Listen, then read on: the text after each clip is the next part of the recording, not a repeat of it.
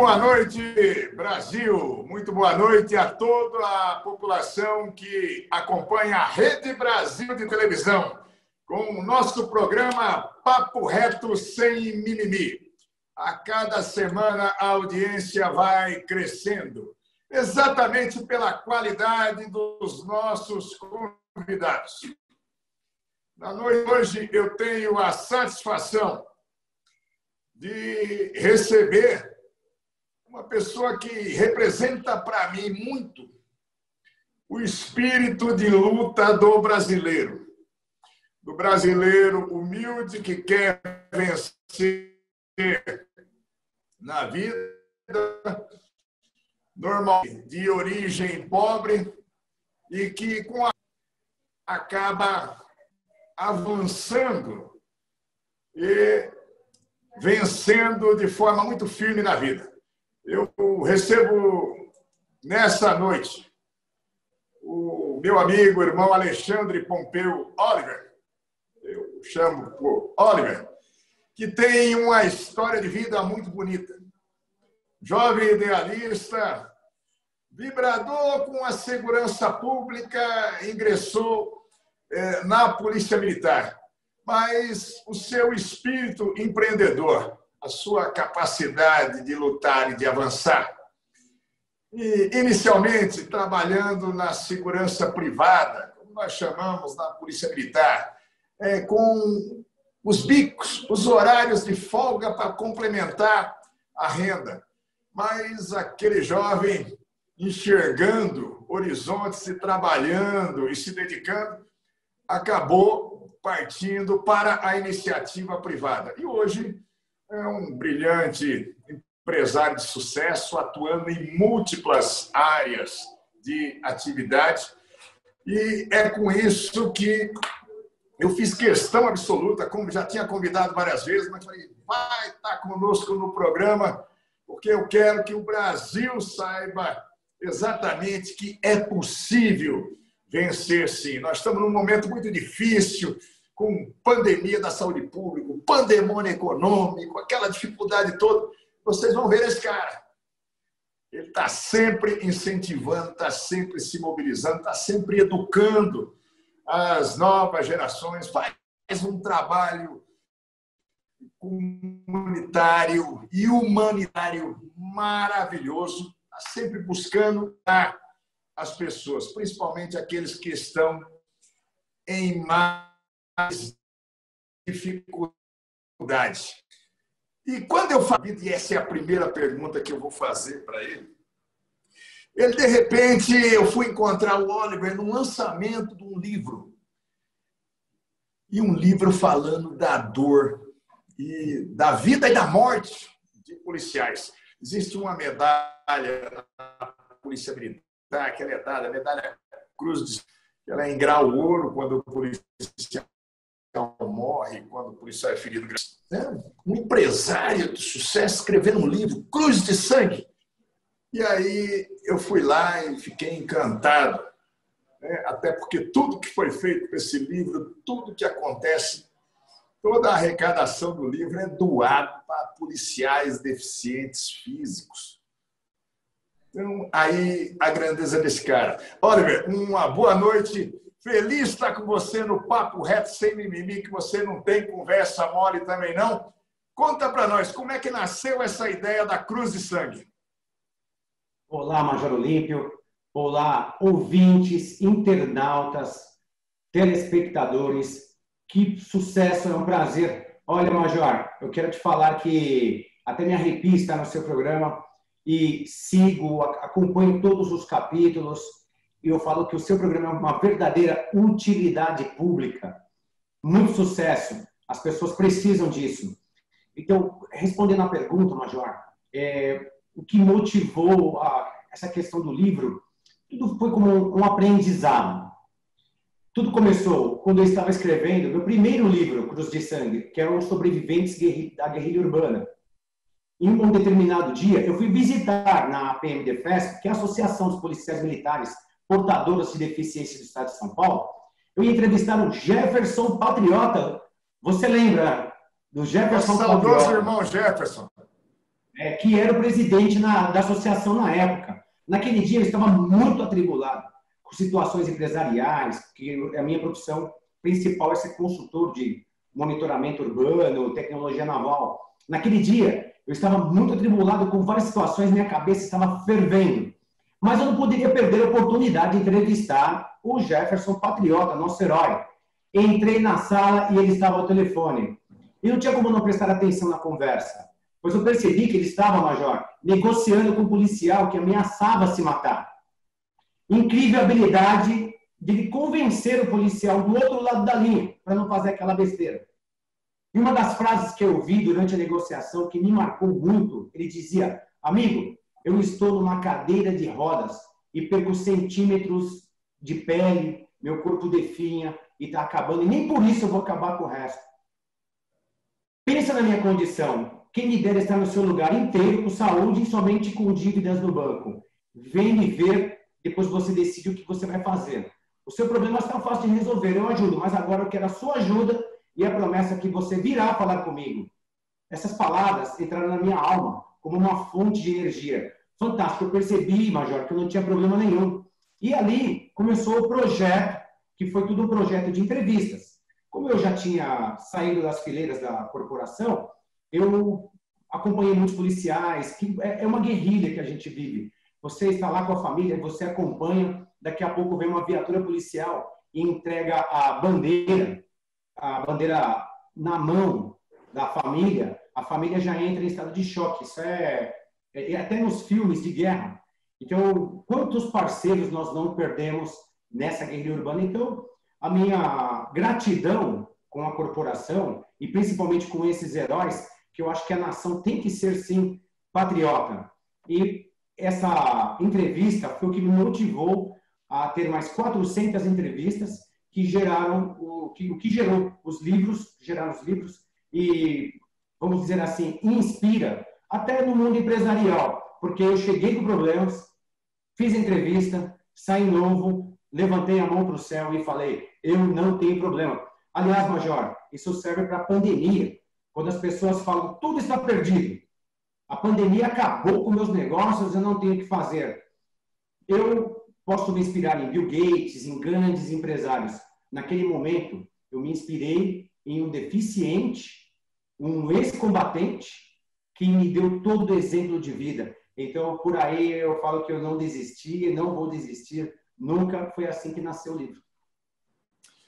Olha, Oliver, você faz muitas palestras, você orienta desde empresários muito habilidosos no campo dos negócios, que, como você disse, que tem grandes problemas, até a juventude que está iniciando. Você imagina, num momento de turbulência desse, milhões de pessoas desempregadas, a pandemia, que nós não temos uma data que precisa para dizer vai acabar, a vacina chega amanhã, vivemos num momento de grande ansiedade. Como é que você faz ainda para motivar as pessoas? Fala para grupo de jovens, você fala para grupo de empresários. Eu vejo você com o ILESP, já tive em eventos seus, você fazendo com que empresários maduros, já dizendo, olha, não tem mais jeito, o cara sai animado e dizendo, eu vou para a luta, meu país tem jeito, porque nós estamos precisando de pessoas que tenham esse tipo de espírito. Como é que é a conversa inicial? Porque normalmente você pega uma plateia que ela está desesperançosa e você precisa, num espaço de tempo, de transformar a cabeça daquelas pessoas para ver o lado positivo. Como é que é essa luta aí? Senador Major Olímpio. Inspiração, motivação.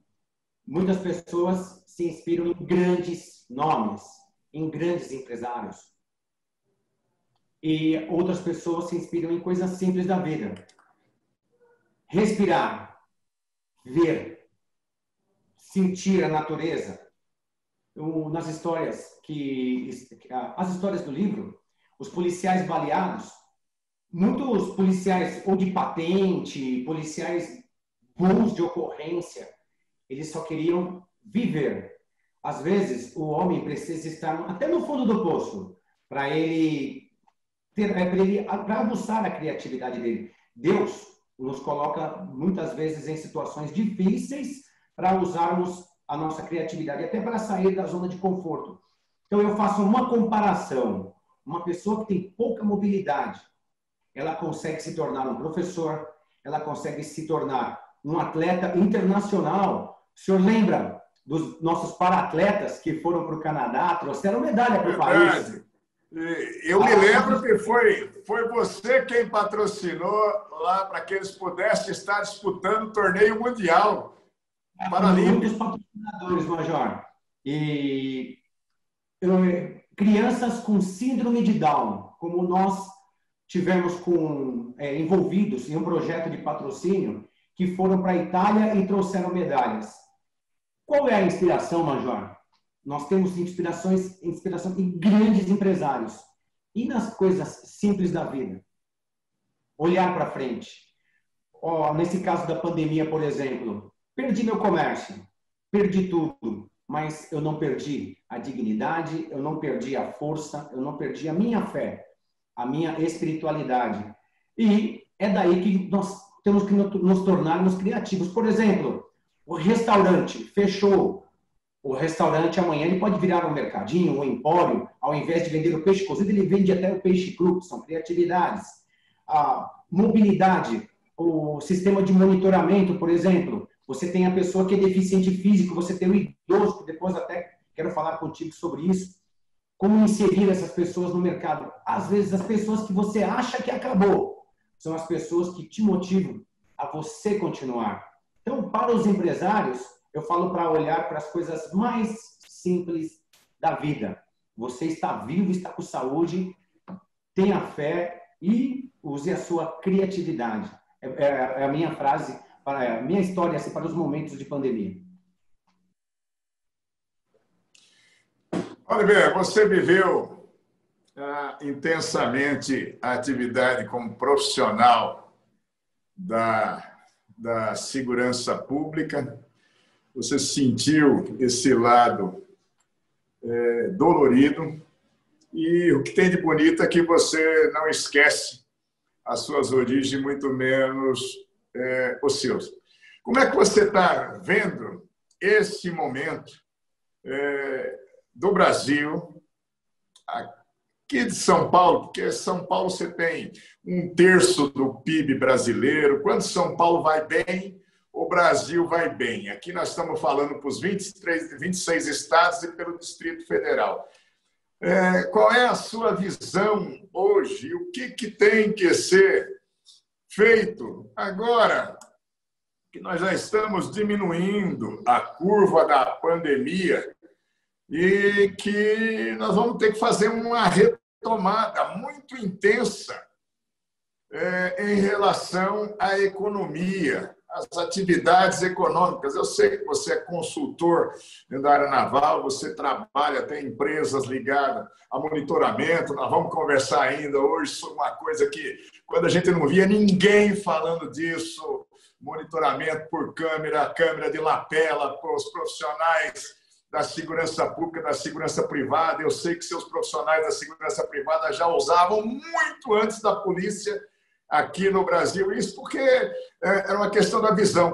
Mas me diga aí, o que esperar do nosso país? Qual é a recomendação que você daria para os empresários, os comerciantes, os prestadores de serviço, as pessoas neste momento, como é a sua visão de como retomar a vida? Porque eu estou pela área política até e eu vejo um monte de saídas e muitas vezes um monte de dúvidas. Dentro do governo, a mesma coisa, nos poderes constituídos, a mesma coisa. Qual é a visão que você tem e o que você recomendaria nesse momento? Investir em tecnologia, Major. Investir em inovação, porque nós somos analógicos. Estamos em uma revolução digital. A pandemia só acelerou o processo. Eu até falo que o rio corre para o mar. Então, a tecnologia, ela não tem volta. Eu falo até, lembra, Major, as profissões do passado, o despertador era humano. As pessoas eram contratadas para tocar apito, bater em portas com vara.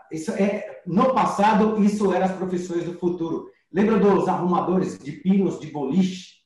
Até consertavam os guarda-chuva. Agora vamos falar de profissões do futuro. Facilitador de TI, gestor de desenvolvimento de negócios de inteligência artificial, analista de cibercidade, técnicos de saúde assistidos por inteligência artificial, guia de entregador de lojas virtuais, controlador de espaço aéreo. É a inteligência artificial chegando em todos os setores. Então, o que eu recomendo para os empresários é investir pesado em tecnologia. A mobilidade é cada vez mais que, mesmo que passe a pandemia, Major, nós temos um problema grande com mobilidade. Então, as pessoas que investirem pesado nesse setor, eles têm tudo para ter sucesso. E sempre, até para incentivar os jovens, incentivar a velha guarda, vamos dizer assim, a jovem guarda, a velha guarda, para trabalhar nesse setor. Então, minha dica, o que eu acompanho de empresas, é tecnologia. Nós vamos para um rápido intervalo comercial, Oliver. É bom conversar com alguém que é papo reto mesmo, alguém que tem experiência e visão da vida. O que nós estamos precisando é isso mesmo. São pessoas que deem as dicas certas nesse momento. Nós vamos para um próximo bloco em alguns minutinhos. É rapidinho e nós já voltamos com o Papo Reto.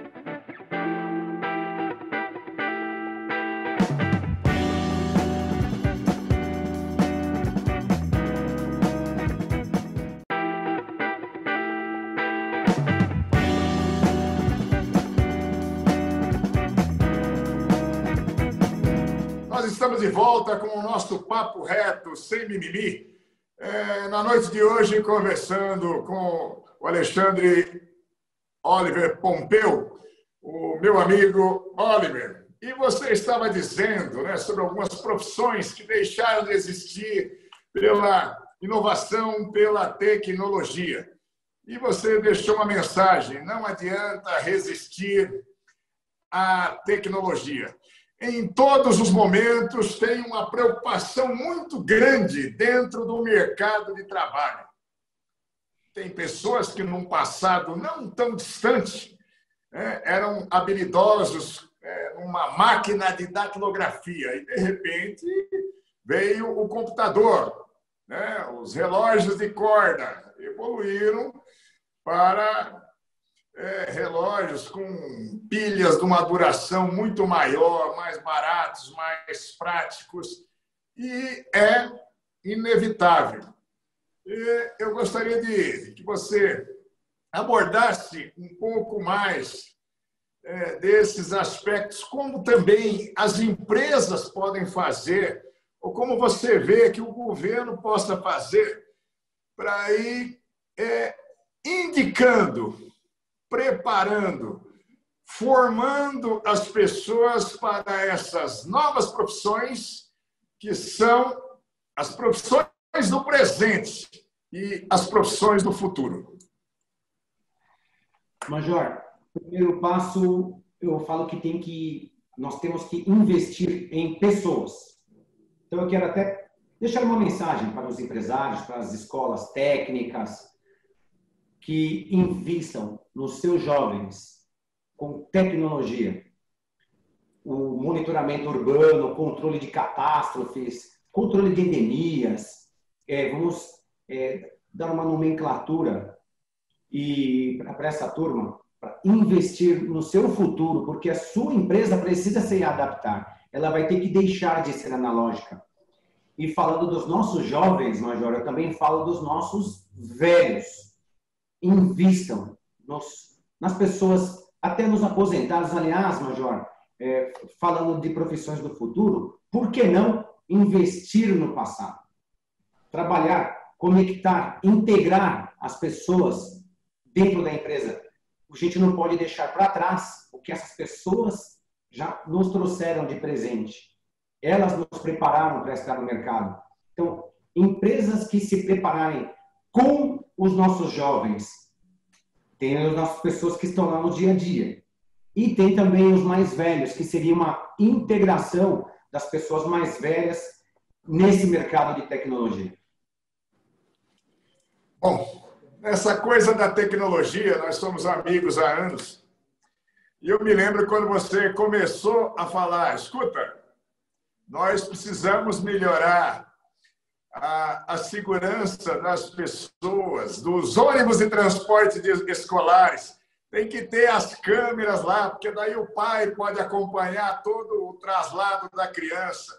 Eu me lembro quando você me falou, Olímpio, nós precisamos ter câmeras dentro dos ônibus de transporte urbano, porque milhares de mulheres são assediadas,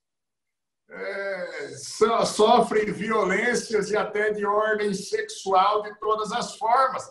Nós precisamos potencializar os olhos da segurança pública.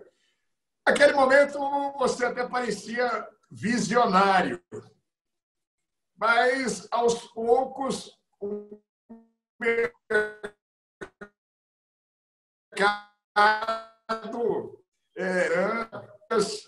estão descobrindo essa potencialização dos olhos da segurança.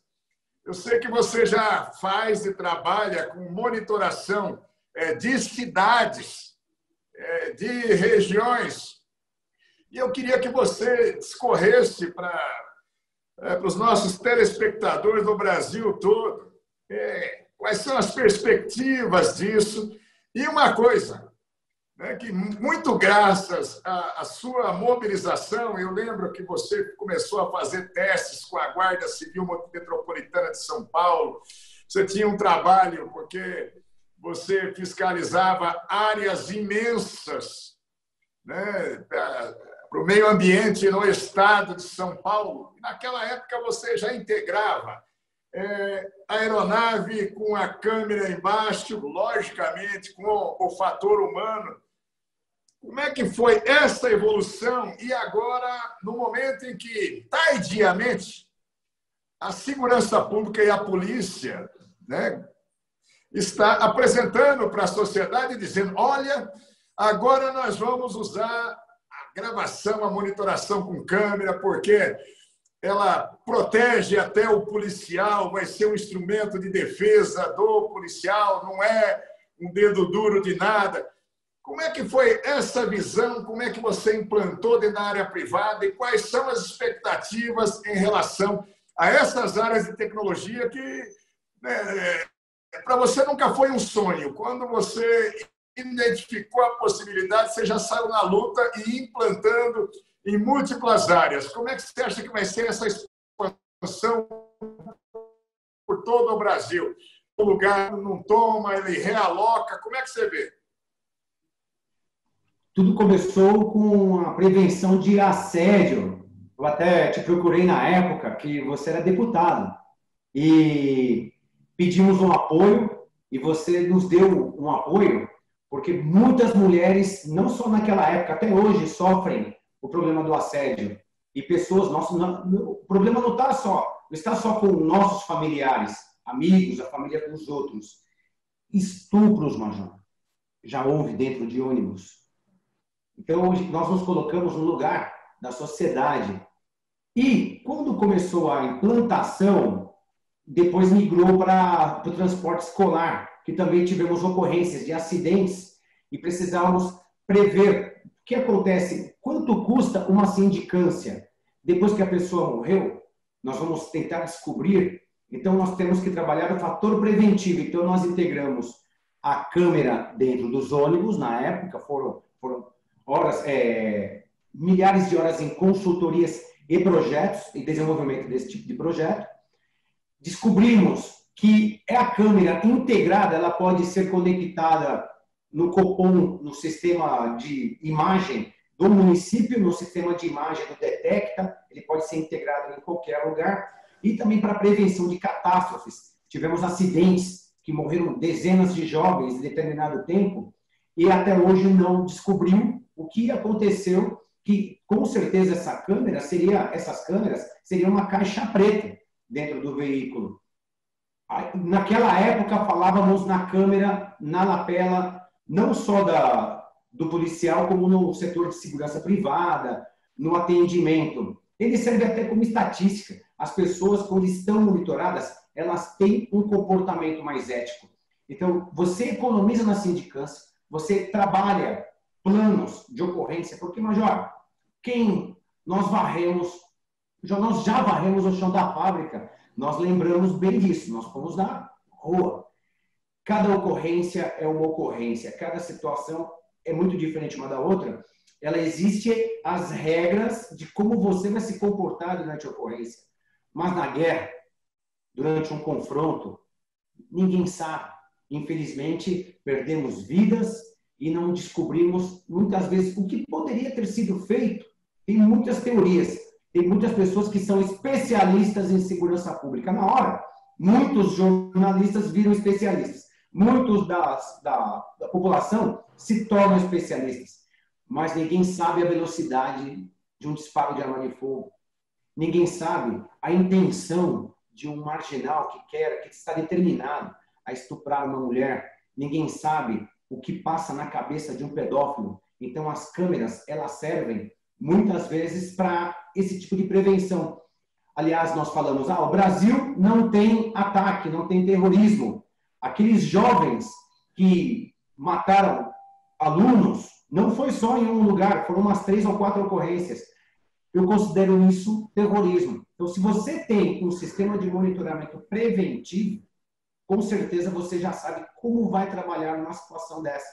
E estamos saindo do mundo analógico para o mundo digital. E as câmeras, o sistema de monitoramento urbano, ele serve exatamente para isso. E até para a prevenção de catástrofes também. Bom, vocês veem quando o papo é reto, o papo é bom, é gente que foi chão de fábrica, como ele disse, e sabe do que está falando, a coisa vai fluindo, nós passaríamos horas conversando e aprendendo com o Alexandre Pompeu, meu amigo Oliver. Mas, como a gente diz, lá em Venceslau, eu sou caipira de Venceslau, quando o papo é bom, o tempo avua. Então, Oliver, eu gostaria de já deixar aberto o convite para que você retorne no nosso programa. Nós precisamos falar um dia sobre a mobilização que você faz e o esforço que você desenvolve em segmentos da maçonaria brasileira, integrando com muita ação social e também com muito apoio dentro da área comercial, empresarial, na indústria, no comércio. Mas eu deixo aberto o espaço para as tuas considerações finais, te agradecendo demais. Eu sei que o seu tempo empresarial ele é precioso, mas hoje você está dando uma contribuição para todo o Brasil. Eu quero deixar antes uma mensagem para todos os empresários que invistam. Aliás, Major, na qualidade de senador da República, eu vou fazer mais. Eu vivo te pedindo algumas coisas. Que tal inserir o idoso na cota? Nós temos cota de deficientes, nós temos cotas de regressos que merecem oportunidade, nós temos cotas de jovens aprendizes. E por que não lembrar dos mais velhos, dos antigões? Antigões que eu falo não é só o antigão de polícia, o antigão da fábrica. Os aposentados que gastam todo o dinheirinho dele, aquele pouquinho que tem com remédio, de entrar na cota das empresas. E olha, empresário, vocês vão se surpreender com a experiência desse pessoal. E quero falar também do livro Cruz de Sangue, Sobreviventes da Guerrilha Urbana. São fatos reais. Ele está na Livraria Cultura e também na Associação dos Policiais Deficientes Físicos. E, Major, parabéns pelo programa. O seu programa é pura utilidade pública. E muito carinho e é um prazer estar nesse programa. Parabéns. Muito bem, meus amigos de todo o Brasil, Papo Reto sem mimimi. Nós voltamos no próximo domingo. Aqui não tem conversa mole. Aqui os nossos convidados é só no Papo Reto. Boa noite, Brasil!